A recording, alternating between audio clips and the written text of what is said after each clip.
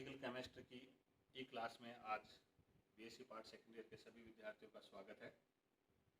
Unit second चल रही है अपनी थर्मोडायनेमिक्स सेकंड। आज का टॉपिक है एब्सोल्यूट निरपेक्ष एंट्रोपी का ऊष्माधारिता के आंकड़ों से निर्धारण, अर्थात एब्सोल्यूट एंट्रोपी है उसका निर्धारण हम ऊष्माधारिता के आधार पर करते हैं। किसी भी पदार्थ की परम एंट्रोपी का निर्धारण करने के लिए परम शून्य से उस ताप तक जिस पर एंट्रोपी का निर्धारण करना हो, पदार्थ की जितनी भी भौतिक अवस्थाएं होती है उन सभी का योगदान उसकी एंट्रोपी में होता है, अर्थात सभी की ऊष्माधारिताओं का सही से निर्धारण करते हैं और इनको उपयुक्त सूत्र में रखकर एंट्रोपी का निर्धारण कर लेते हैं। हम देखें यहाँ तो ऊष्माधारिताओं के मान सामान्यतया काफी कम ताप T डैश पर ज्ञात करते हैं, अर्थात T डैश का मान बहुत कम 10 से 15 केल्विन के मध्य होता है। इतने कम ताप पर इसलिए होता है कि इस कम ताप पर Cp व Cv मान में कोई अंतर नहीं होता।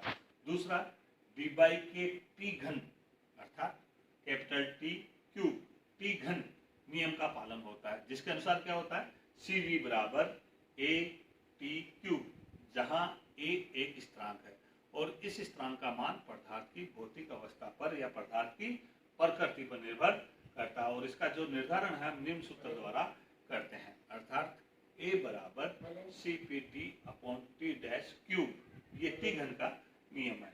अतः एंट्रोपी क्या हो जाएगी, एंट्रोपी इस समीकरण से ज्ञात करते हैं, समीकरण 3 या 4 से, अर्थात T जो परम ताप है उस पर एंट्रोपी ST बराबर 2.303 summation T dash to T CPT log T।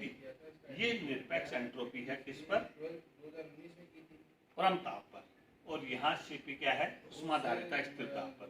तो ऊष्माधारिता के द्वारा हम परम एंट्रोपी का निर्धारण कर रहे हैं। समीकरण 4 का निर्धारण हम ग्राफ की सहायता से भी करते हैं, अर्थात अगर Cp अपॉन T को T के विरुद्ध या Cp को log T के विरुद्ध ग्राफ खींचें तो निम्न दो प्रकार के ग्राफ प्राप्त होते हैं। ये और इन दोनों ग्राफों को देखें तो इन दोनों ग्राफों का जो कुल क्षेत्रफल है, वो हमारा समीकरण के समाकलन मान के बराबर होता है, अर्थात इनका जो कुल क्षेत्रफल है वो इस समाकलन वैल्यू के बराबर है, अर्थात परम एंट्रोपी है। ये आपको ध्यान रखना है। अगला टॉपिक है गिब्स तथा हेल्महोल्ट्ज़ फलन। समतापी परिवर्तन हो रहा है किसी भी प्रक्रम में तो TdS बराबर क्या होगा dTs, अर्थात टेम्परेचर क्या स्थिर है।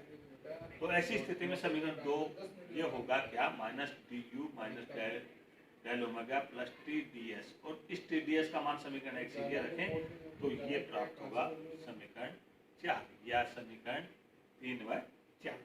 तो समीकरण 3 में देखा जो ये तीन चर है, क्या ऊर्जा U है, माइनस T परम ताप है और S एंट्रोपी है।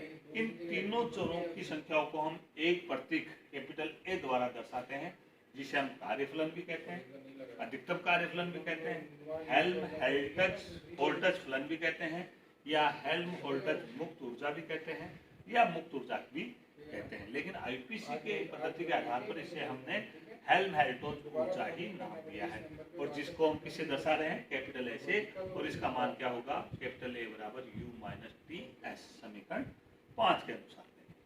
तो इसी प्रकार समीकरण 4 और 5 के अनुसार देखें तो समीकरण 4 में जो ये वैल्यू थी इसके बराबर हमने A रखा तो समीकरण 6 प्राप्त हुआ, माइनस DA ग्रेटर देन और इक्वल देन W क्या है यहाँ कार्य, और समीकरण 6 को समाकलित करें तो समीकरण 7 प्राप्त होगा, अर्थात किया गया कार्य हेल्महोल्ट्ज़ ऊर्जा में हुए कमी से कम या बराबर होगा।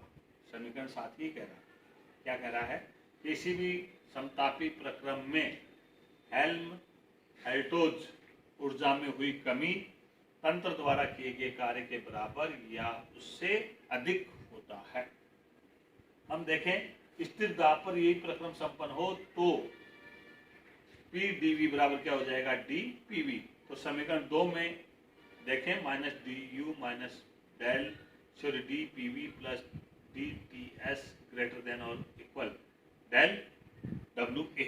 वही डब्ल्यू ए क्या सिलेक्टेड वर्क है, अर्थात हम यहाँ देखें तो ये वैल्यू प्राप्त होती है समीकरण 9। तो समीकरण 9 में देखें तो समीकरण 9 में ये जो चर हैं कितने 1 2 3 4 5, ये ऊर्जा है, ये दाब है, ये आयतन है, ये प्रताप और ये एंट्रोपी। इस पूरे पद को एक अन्य प्रतीक जी के द्वारा दर्शाया गया, जिसे हम क्या कहते हैं, गिब्स फलन भी कहते हैं, गिब्स मुक्त ऊर्जा भी कहते हैं, केवल मुक्त ऊर्जा भी कहते हैं, आदि नाम दिए। लेकिन आईयूपीएसी पद्धति के अनुसार इसको केवल गिब्स ऊर्जा कहा गया, अर्थात गिब्स ऊर्जा जी बराबर क्या हो गया U plus P V minus T S. या हम देखें H बराबर क्या होता है U plus P V enthalpy. तो समीकरण 10 में ये मान रखें तो 10 क्या हो जाएगा G बराबर H माइनस टी एस समीकरण 11। तथा हमें ये भी मालूम है कि हेल्महोल्ट्ज ऊर्जा A बराबर क्या होता है U माइनस टी एस। तो समीकरण 10 से G बराबर A प्लस पी वी समीकरण 12।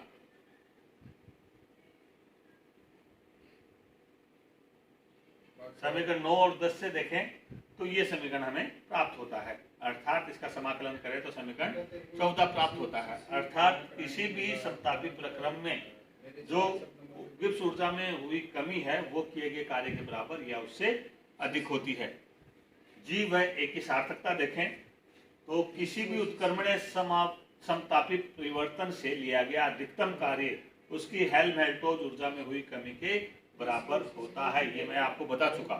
दूसरा देखें स्थिर ताप व स्थिर दाब पर संपन्न हुई किसी उत्क्रमणीय प्रक्रम से प्रसार कार्य के अतिरिक्त किया गया अधिकतम उपयोगी कार्य उसकी गिब्स ऊर्जा में कमी के बराबर होता है, जो समीकरण 16 के द्वारा दर्शाया गया। अर्थात जी व ए दोनों ही क्या है अवस्था फलन है। धन्यवाद, आज की क्लास में इतना ही।